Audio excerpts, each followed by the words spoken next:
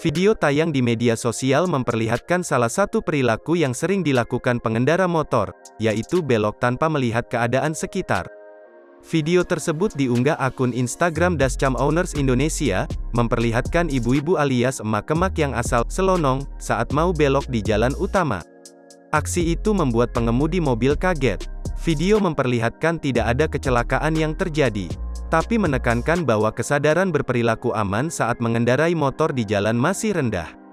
Tidak jarang ditemui kejadian pemotor yang ingin belok, namun tidak menoleh ke kiri atau kanan terlebih dahulu, menyalakan lampu sein pun tidak.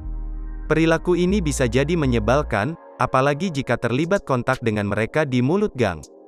Training Director Safety Defensive Consultant Indonesia, Sony Susmana mengatakan, pengendara motor yang jarang menoleh saat manuver adalah pengendara yang tidak paham keselamatan berkendara.